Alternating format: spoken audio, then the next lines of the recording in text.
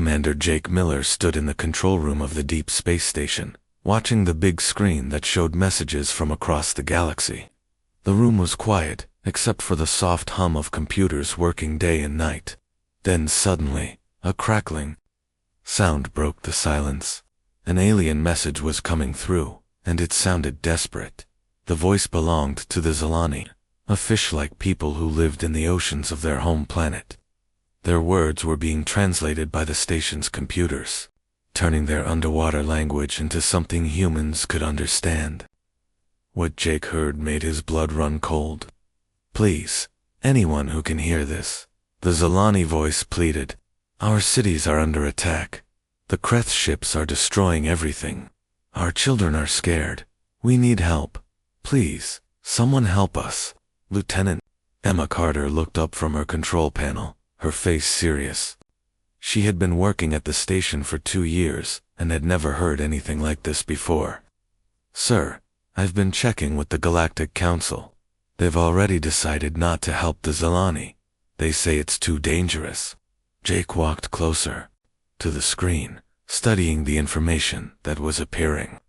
The Kreth Dominion was a group of alien warriors who traveled from planet to planet, taking what they wanted and destroying everything else. They had big spaceships and powerful weapons. Most importantly, they didn't care about innocent people.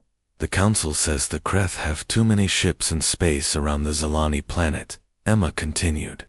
No one wants to fight them because they might lose their own ships and soldiers. Jake felt his hands tighten into fists. He had been in the human space navy for 15 years. He had seen many battles and difficult situations, but hearing about innocent people being attacked while others did nothing made him angry. On the screen, he could see pictures of the Zilani world. It was mostly covered in deep blue oceans, with beautiful underwater cities that glowed with soft lights. The Zilani had built amazing homes in the coral reefs and deep-sea valleys. They were peaceful people who spent their time creating art and studying the ocean life around them. But now, dark Kreth warships surrounded their planet like hungry sharks. The alien attackers were dropping poison into the oceans and shooting at the underwater cities with powerful weapons. Jake could see the damage reports coming in. The Zilani had maybe 3 days before their civilization would be completely destroyed. "Sir, what should we do?" Emma asked. She could see the anger in Jake's eyes and knew he was thinking about something big. Jake looked around the control room at his team. These were good people who had joined the Space Navy to protect others. They came from Earth, a planet that many aliens called a death world because it was so dangerous. Humans had survived ice ages, volcanic eruptions, hurricanes, and deadly animals. Other alien species thought humans were tough, but not very smart. "Get the 7th Fleet ready for battle," Jake said in a strong voice. "We're going to help the Zilani." Emma looked surprised. "But sir, we don't have permission from the Galactic Council. If we attack the Kreth without approval, you could get in serious trouble. They might even kick you out of the Navy." Jake walked to the big window that looked out into space.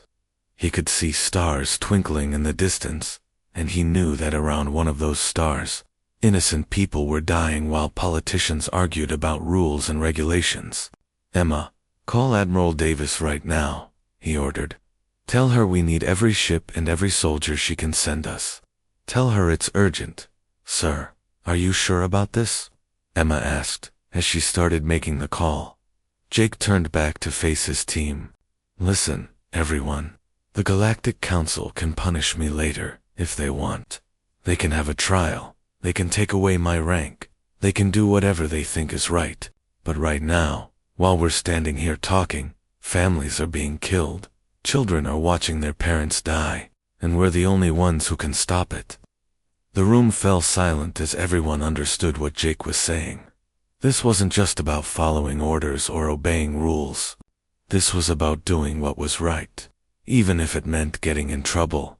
Alarms started ringing throughout the space station as Jake's order went out to prepare the fleet.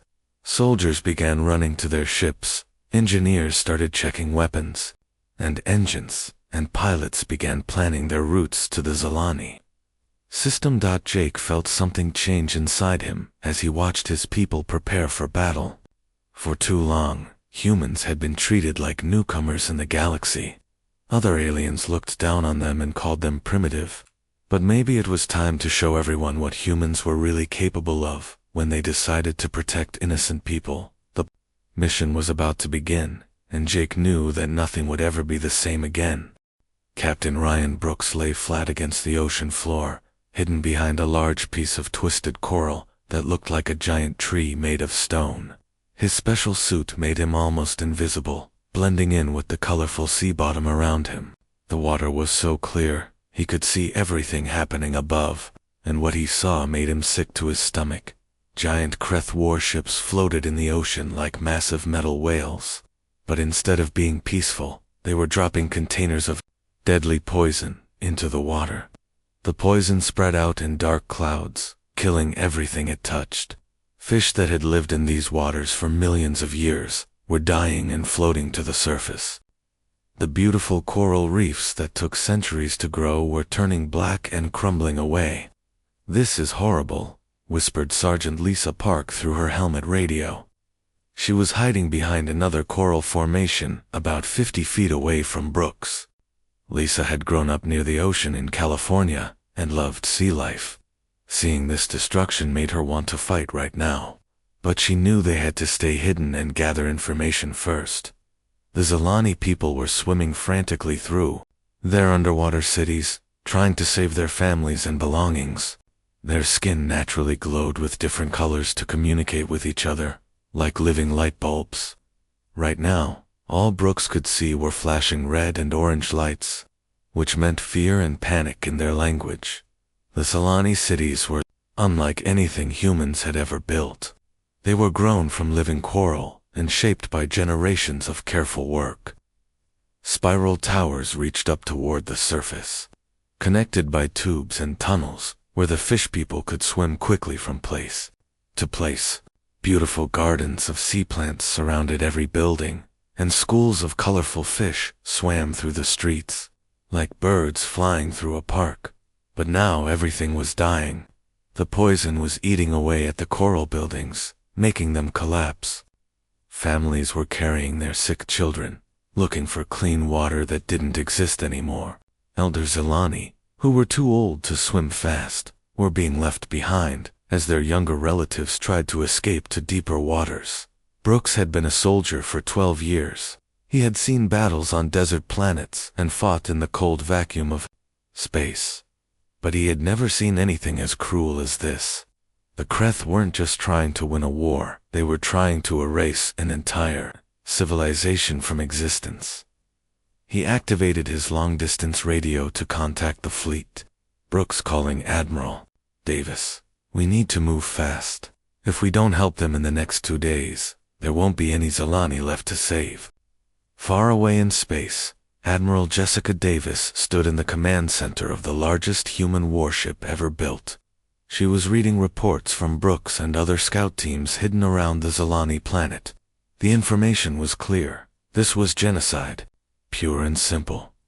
Davis had fought aliens before, but always in space battles where ships shot at each other from long distances. This was different. The Kreth were fighting in the ocean, and most alien species didn't even know how to do that. They lived on dry land or in space stations, so underwater combat was completely foreign to them. But humans were different. Humans came from Earth, a planet covered mostly by water. They had been fighting naval battles for thousands of years. They had submarines that could dive deeper than any alien ship. They had soldiers trained to fight underwater with special breathing equipment. "Colonel Thompson," Davis called to her Marine commander. "How fast can you get our soldiers ready for underwater fighting?" Colonel Mike Thompson was a big man with scars on his hands from years of combat training. He smiled when he heard the question. "Admiral, about half of my Marines grew up swimming and diving in the Gulf of Mexico. These boys know water better than most fish. Just give me 12 hours to modify their armor so it can work underwater." Davis shook her head. "You don't have 12 hours. You have 6. Can you do it? Thompson's smile got bigger. Ma'am, my engineers have been wanting to test our new underwater combat suits for months. This gives them the perfect excuse. We'll be ready. Davis walked to the big window that showed the stars outside. Somewhere out there, innocent people were dying, while politicians argued about whether it was legal to help them. She had spent her whole career following orders and respecting the chain of command. But sometimes, being a good soldier meant knowing when to break the rules. Colonel, make sure every Marine understands something important, she said. We're not just going to save the Zolani. We're going to show this entire galaxy what humans can do when we decide to protect someone. For too long, other species have looked down on us. They think we're just primitive warriors from a dangerous planet. It's time to prove them wrong. The preparation began immediately. Engineers worked around the clock to modify combat suits for underwater use. Weapons experts figured out how to make human guns work in water. Pilots practiced flying their ships through ocean currents instead of through space. This was going to be the first underwater space battle in galactic history, and humans were going to show everyone how it was done. Admiral Vexstar stood on the bridge of his massive warship, looking down at the blue planet below. He had conquered over 200 worlds in his long military career. Every species he had ever fought followed the same pattern. They met his fleet in space, fought ship against ship, and eventually surrendered when they realized they were outgunned. It was always the same boring routine, but today, something strange was happening. The human ships that had just arrived were not staying in space where battles were supposed to happen. Instead, they were diving straight down into the ocean, like metal fish. Vexter had never seen anything like it in 10,000 years of warfare. Sir, this doesn't make sense, said his tactical officer, a young Kreth warrior who was watching the sensor screens with confusion. Our computers are losing track of the human ships. They're disappearing into the deep water layers where the temperature changes. Vexstar laughed, showing his sharp teeth. Foolish humans. They think they can hide in the water like scared children. No ship can survive at those crushing depths. The pressure will crack their hulls like eggshells. We'll just wait here until their ships are destroyed by the ocean itself. But his laughter stopped when the first explosion rocked his flagship. The entire ship shook violently, throwing crew members to the floor. Emergency lights began flashing red, and alarms started screaming throughout the vessel. Report. Vexstar shouted, grabbing onto his command chair to keep from falling. Sir, we've been hit by a torpedo. The tactical officer replied, his voice shaking with fear. It came from directly below us, from inside the ocean. Vexter stared at the damage reports appearing on his screens. This was impossible. No species in the galaxy had ever fought from underwater. Ships belonged in space. Soldiers belonged on land. The ocean was just empty water that got in the way. How can they be fighting from down there? He demanded.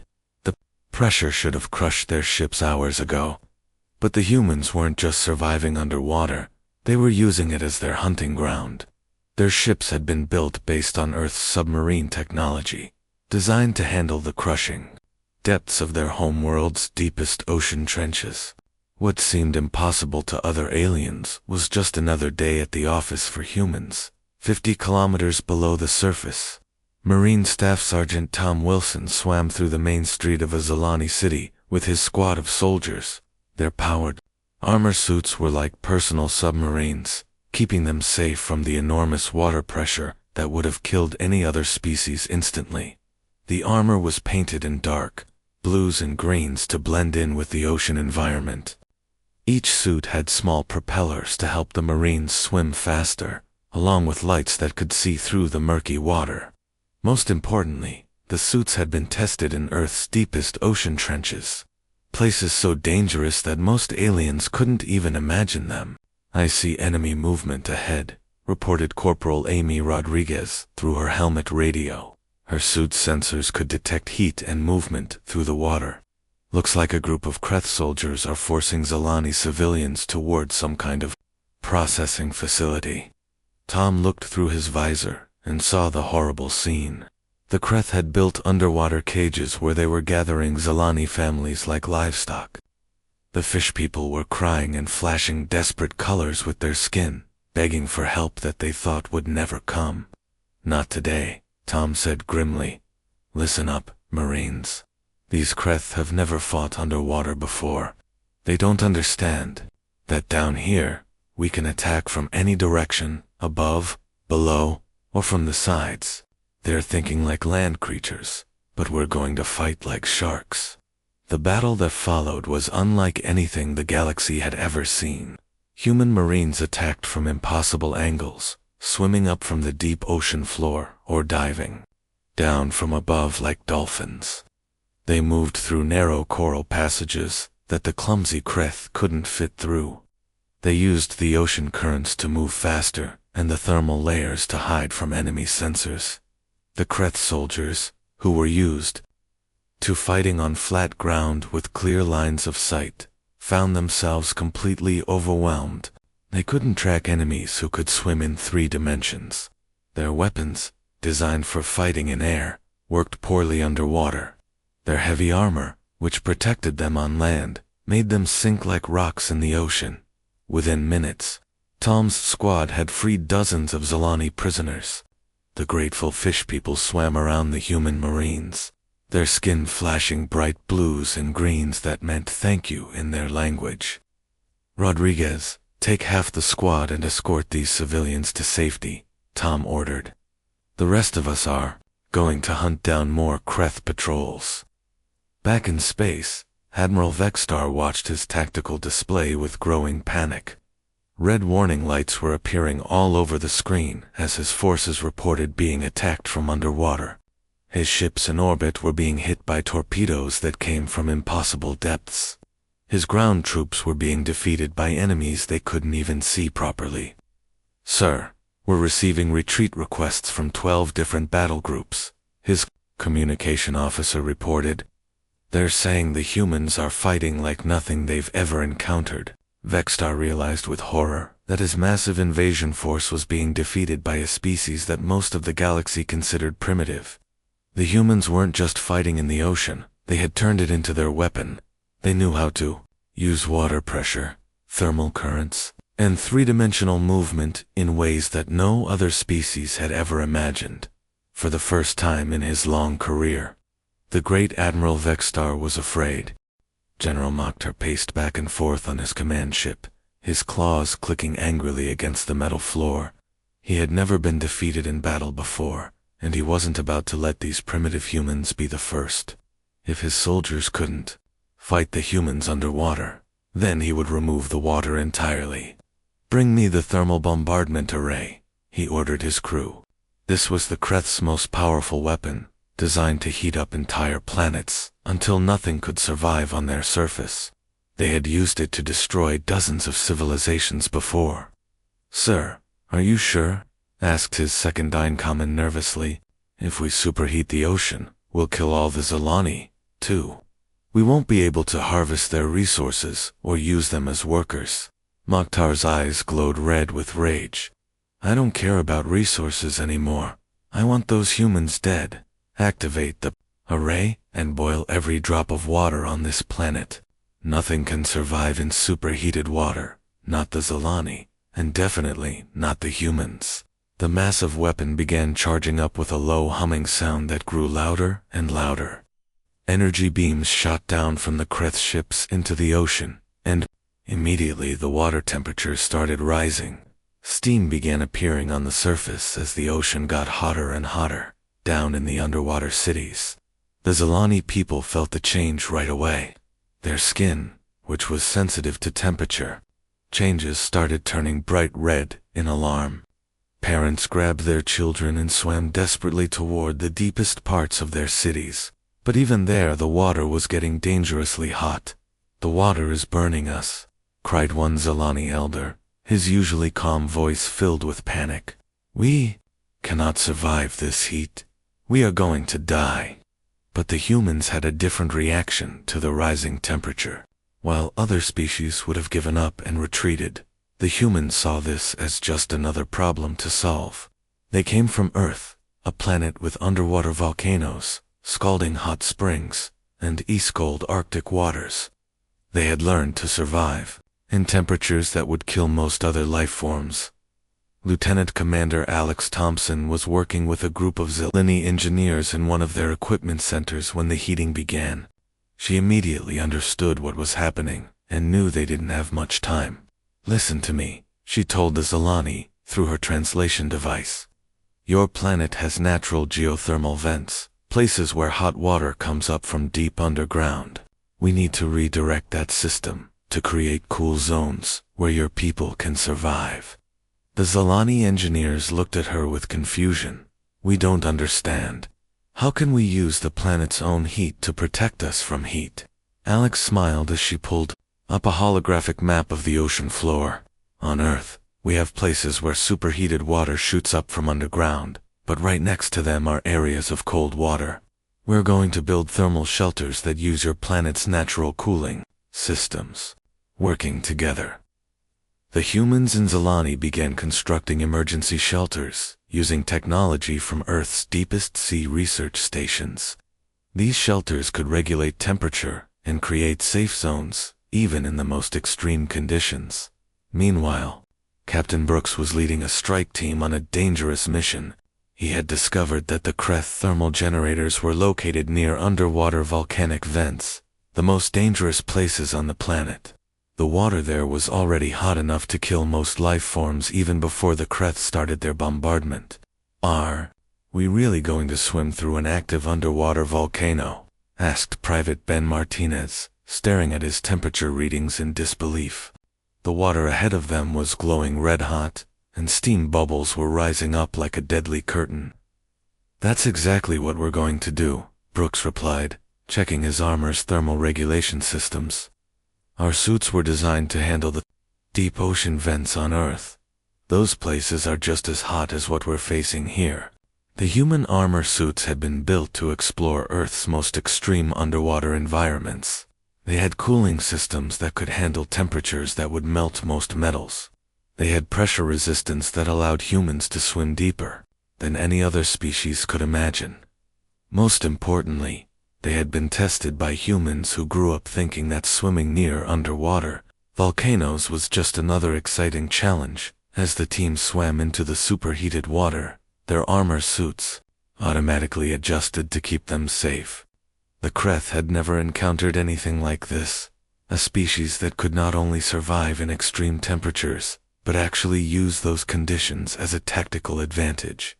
"This is crazy," Martinez muttered as they swam through water that was literally boiling around them. Only humans would think to fight a battle inside an active volcano. Brooks planted explosive charges on the Kreth thermal generators while swimming through water hot enough to cook dinner. "That's what makes us special, Marine," he said calmly. "We don't just survive in impossible places, we turn those places into our weapons." The other species in the galaxy lived on comfortable planets with mild temperatures and predictable weather. Earth was different. Earth had hurricanes, tornadoes, volcanoes, icy ages, and ocean depths that could crush metal like paper. Growing up on such a dangerous world had made humans incredibly adaptable. When the charges exploded, the Kreth thermal array was destroyed in a series of underwater volcanic eruptions. The ocean temperature began returning to normal as the Zelani cheered, and the Kreth general realized his ultimate weapon had been defeated by creatures who actually enjoyed fighting in conditions that would kill anyone else. For the first time, the galaxy was seeing what it really meant to be from a death. The underwater explosions lit up the ocean like giant fireworks, sending shockwaves through the water that could be felt for hundreds of miles. When Captain Brooks and his team destroyed the Kreth thermal generators, something amazing happened that no one had expected. The explosions didn't just stop the heating weapon, they actually turned the planet's own natural forces into a trap for the enemy. The geothermal energy that the Kreth had been trying to use as a weapon suddenly went wild. Massive underwater whirlpools began forming all around the Kreth ships that were still in the ocean. These weren't ordinary whirlpools. They were powered by the planet's core heat and spun with incredible force. The enemy vessels, which had been built for fighting in the emptiness of space, couldn't handle the chaotic underwater currents. Admiral Davis watched from the bridge of her flagship as warships were pulled down into the spinning water like toys in a bathtub drain. The aliens inside were probably screaming in panic, but their ships weren't designed to escape from something like this. Only the human vessels, with their submarine technology and flexible design, could navigate through the turbulent waters safely. "Ma'am, the remaining Kreth ships are retreating," reported one of her officers, monitoring the sensor displays. "They're breaking orbit and fleeing the system as fast as their engines can carry them." Davis felt a surge of pride as she watched the enemy fleet run away. For the first time in galactic history, the mighty Kreth Dominion had been completely defeated. And it wasn't done by a larger fleet or more powerful weapons. It was done by humans, who understood how to fight in ways that other species couldn't even imagine. Around the human ships, thousands of Zilani were swimming in organized groups, their skin glowing with beautiful patterns of blue and gold that meant gratitude and friendship in their language. They had been saved from extinction, and they would never forget who had risked everything to help them.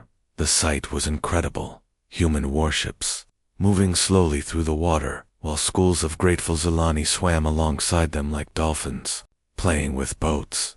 It was a picture that would be remembered throughout the galaxy for thousands of years. "Admiral, we're getting communication requests from all over the galaxy," said Commander Miller, looking at his communication panel with amazement. 17 different species have sent messages asking for human protection against the Kreth. They want to make defense agreements with Earth. Davis smiled as she read through the messages. The Peaceful Traders Alliance wanted humans to escort their cargo ships.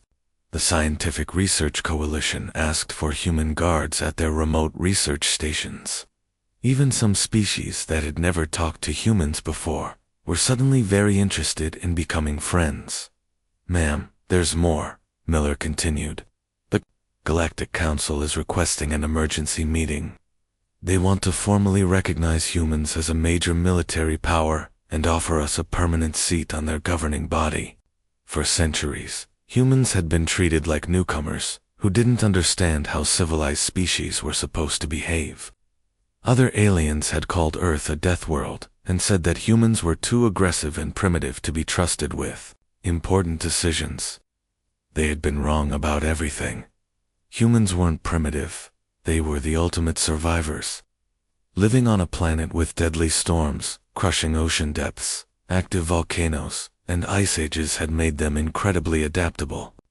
What other species saw as impossible challenges, humans saw as interesting problems to solve. "Set course for Earth," Davis ordered her navigation team. "The Galactic Council is about to learn something important. When innocent people call for help, humans will answer that call. And when humans answer, we don't just bring ships and weapons. We bring all the knowledge and toughness that comes from growing up on the most dangerous planet in the galaxy." As the human fleet prepared to leave the Zilani system, something beautiful happened. The Zilani people, floating in perfect formation near the surface of their healing ocean, began to sing. Their song was translated into dozens of languages and broadcast across the galaxy for everyone to hear. "The humans came when no one else would," the song said. "They fought not for glory or profit, but because it was the right thing to do. They didn't just defeat our enemies, they showed us what true courage looks like. The humans don't fight to conquer others. They fight to protect those who cannot protect themselves. The galaxy is a safer place because Earth is watching over it." The message spread from planet to planet, carried by traders, diplomats, and travelers. Soon, every species in the galaxy had heard about the incredible battle where humans had defeated the mighty Kreth Dominion using tactics that no one had ever seen before. Children on 1,000 different worlds would grow up hearing stories about the day humans turned an entire ocean into a weapon and showed the galaxy what it really meant to be heroes. The age of human protection had begun, and the universe would never be the same. From that day forward, when civilizations faced threats they couldn't handle alone, they knew who to call. They would send a message across the stars with a simple request: please send the humans. And humans would always answer, bringing with them all the strength, cleverness, and determination that came from being the children of Earth, the greatest death world of them all.